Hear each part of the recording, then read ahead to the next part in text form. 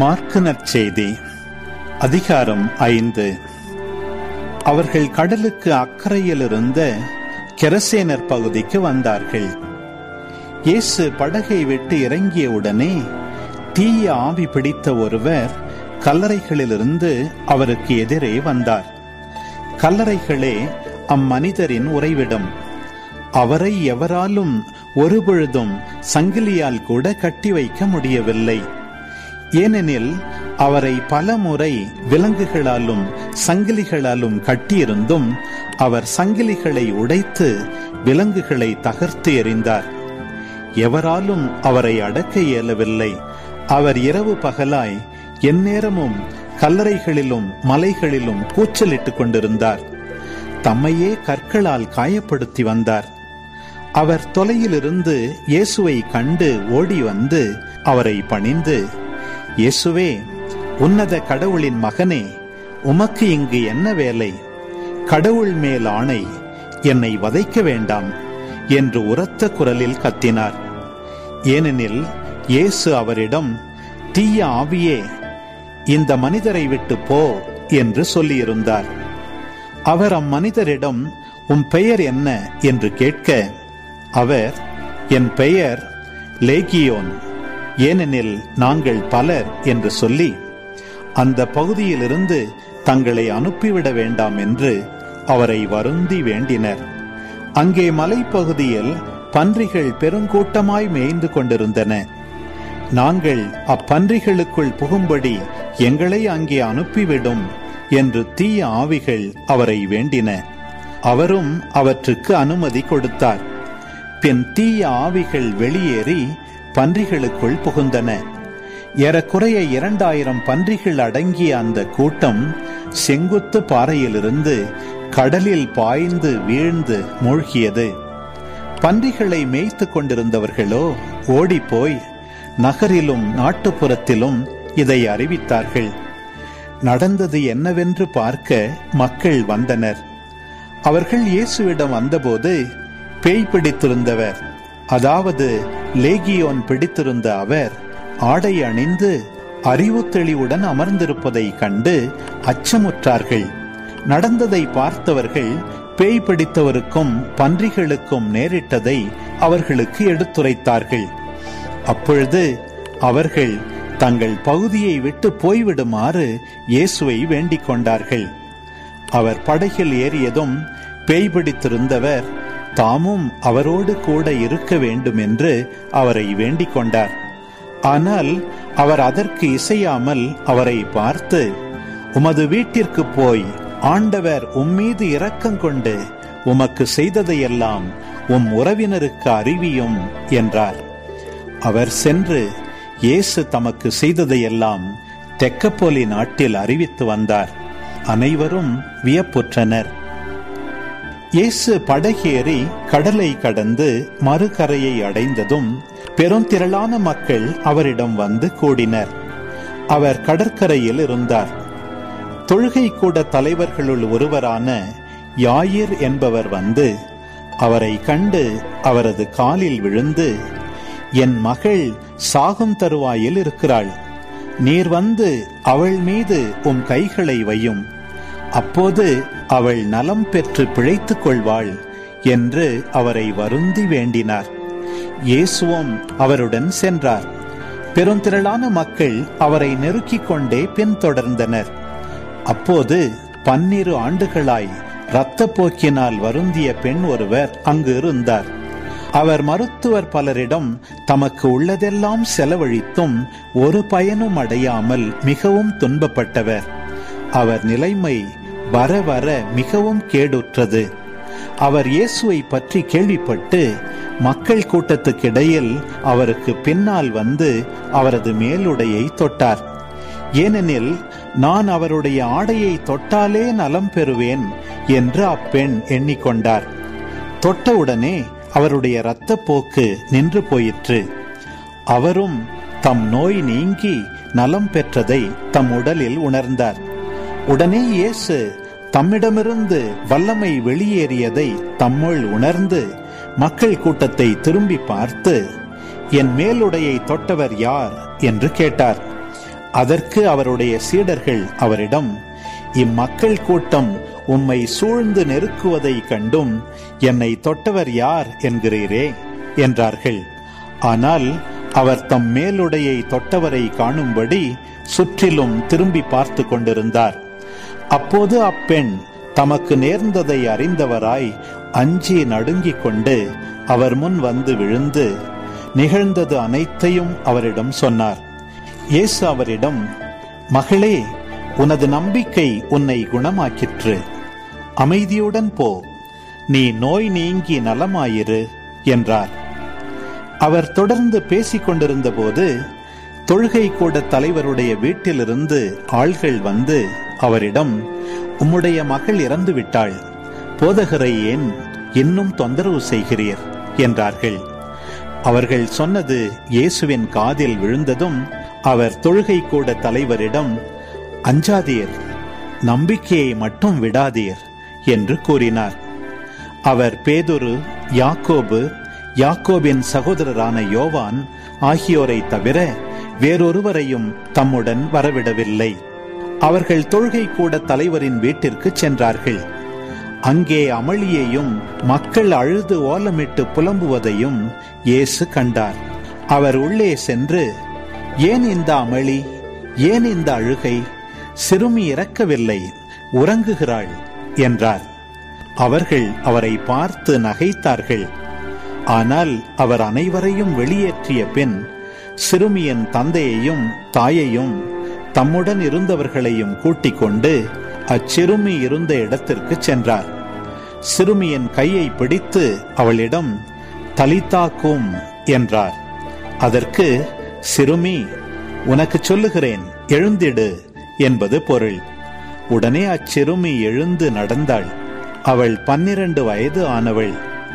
மக்கள் பெரிதும் மலைத்து போய் மெய்மறந்து நின்றார்கள்.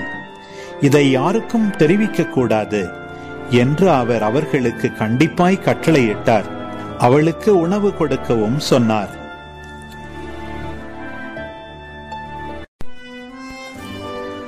மார்க்கு நற்செய்தி அதிகாரம் 6.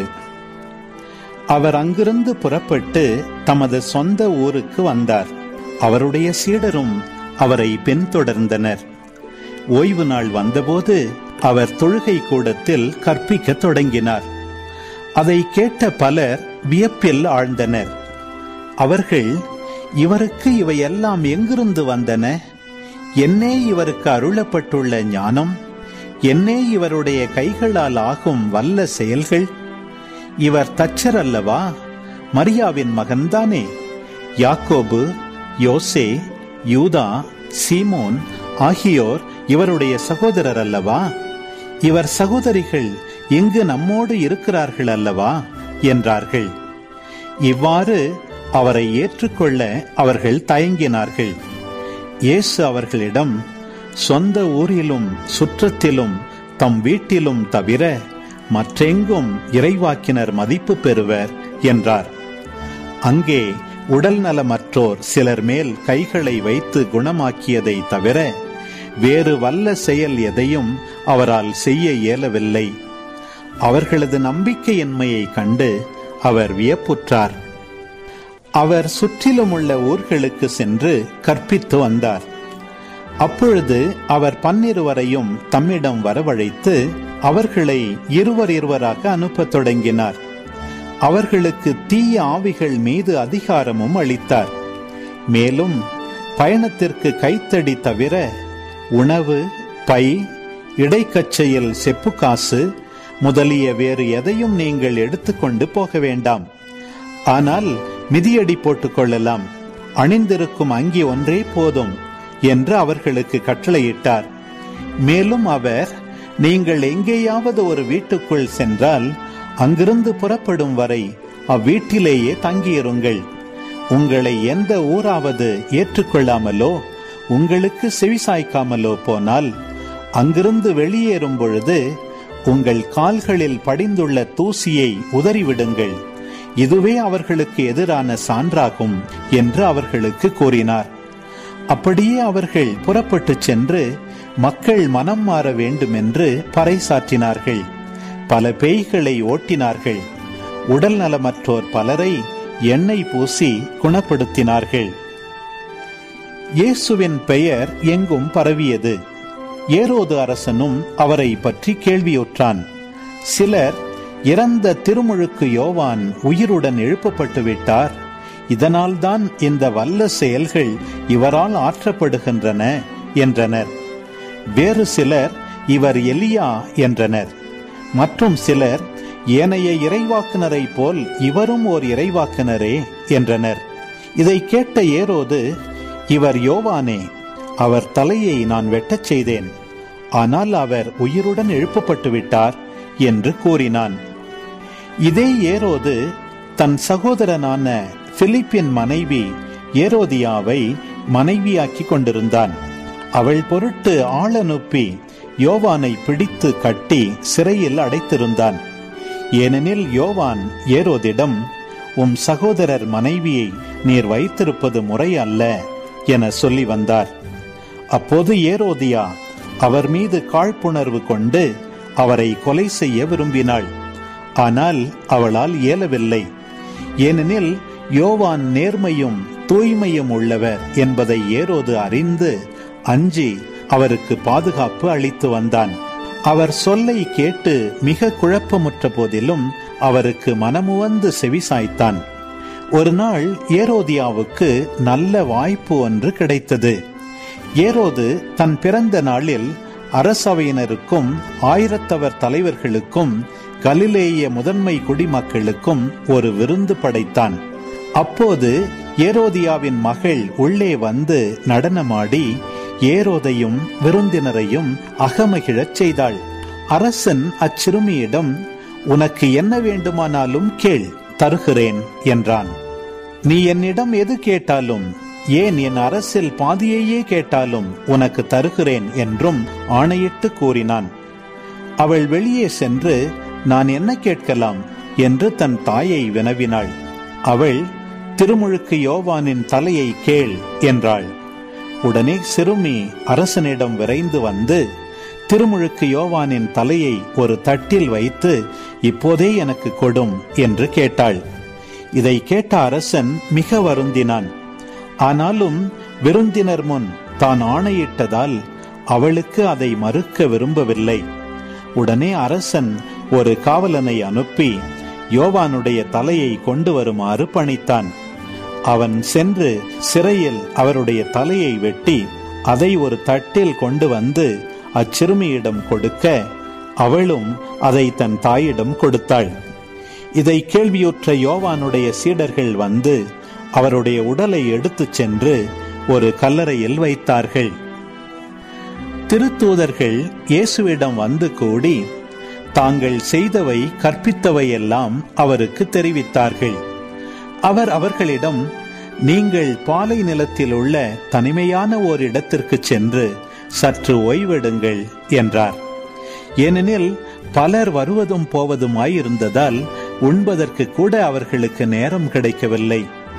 அவ்வாறே அவர்கள் படகேறி பாலை நிலத்தில் உள்ள தனிமையான ஓர் இடத்திற்கு சென்றார்கள். அவர்கள் புறப்பட்டு போவதை மக்கள் பார்த்தார்கள். பலர் அவர்களை என்னார் என்று தெரிந்து கொண்டு எல்லா நகர்களிலிருந்தும் கால்நடையாகவே கூட்டமாய் ஓடி அவர்களுக்கு முன் அங்கு வந்து சேர்ந்தனர்.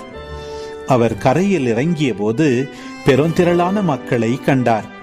அவர்கள் ஆயரில்லா ஆடுகளை போலிருந்ததால் அவர்கள் மீது பரிவு கொண்டு அவர்களுக்கு பலவற்றை கற்பித்தார். இதற்குள் நெடுநேரமாகிவிடவே சீடர் அவரிடம் வந்து, இவ்விடம் பாலை நிலமாயிற்றே, ஏற்கனவே நெடுநேரம் ஆகிவிட்டது. சுற்றிலும் உள்ள பட்டிகளுக்கும் ஊர்களுக்கும் சென்று உண்பதற்கு ஏதாவது அவர்களே வாங்கிக் கொள்ளுமாறு நீர் மக்களை அனுப்பிவிடும் என்றனர். அவர் அவர்களிடம், நீங்களே அவர்களுக்கு உணவு கொடுங்கள் என்று பதிலளித்தார். அவர்கள், நாங்கள் போய் 200 தெனாரியத்திற்கு அப்பம் வாங்கி இவர்களுக்கு உண்ண கொடுக்க வேண்டும் என்கிறீரா என்று கேட்டார்கள்.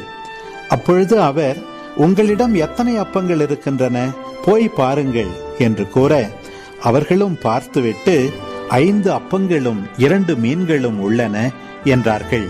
அவர் எல்லாரையும் பசும்புல் தரையில் அமரச் செய்யும்படி சீடர்களை பணித்தார். மக்கள் 100 பேராகவும் 50 பேராகவும் வரிசை வரிசையாய் அமர்ந்தனர். அவர் அந்த 5 அப்பங்களையும் 2 மீன்களையும் எடுத்து வானத்தை அண்ணாந்து பார்த்து கடவுளை போற்றி அப்பங்களை பிட்டு அவர்களுக்கு பரிமாறுவதற்காக தம் சீடரிடம் கொடுத்தார். அவ்வாறே அந்த 2 மீன்களையும் எல்லாருக்கும் பகிர்ந்தளித்தார். அனைவரும் வயிறார உண்டனர். பின் எஞ்சிய அப்பத்துண்டுகளையும் மீன் துண்டுகளையும் 12 கூடைகள் நிறைய எடுத்தனர். அப்பம் உண்ட ஆண்களின் தொகை 5000. இயேசு கூட்டத்தினரை அனுப்பி கொண்டிருந்தார்.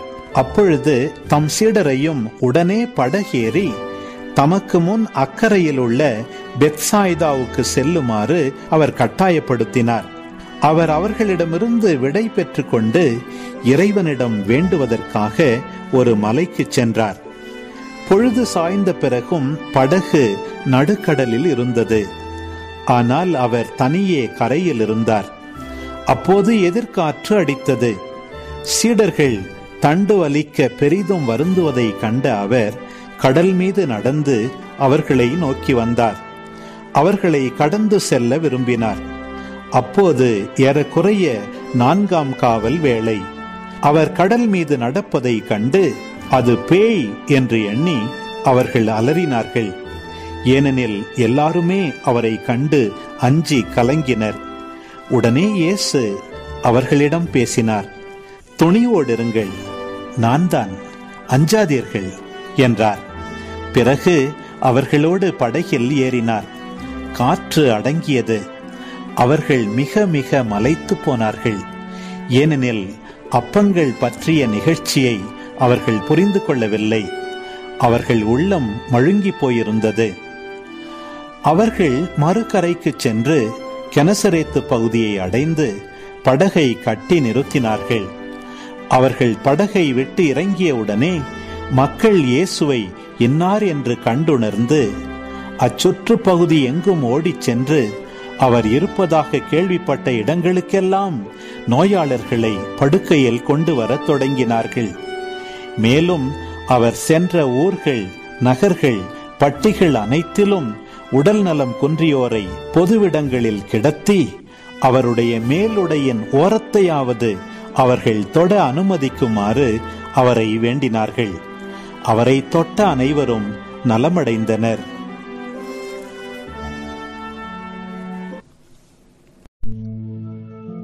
திருப்பாடல் 21. ஆண்டவரே, உமது வல்லமையில் அரசர் பூரிப்படைகின்றார். நீர் அளித்த வெற்றியில் எத்துணையோ அவர் அக்களிக்கின்றார். அவர் உள்ளம் விரும்பியதை நீர் அவருக்கு தந்தருளினீர். அவர் வாய்விட்டு கேட்டதை நீர் மறுக்கவில்லை. உண்மையில் நலமிகு கொடைகள் ஏந்தி நீர் அவரை எதிர்கொண்டீர்.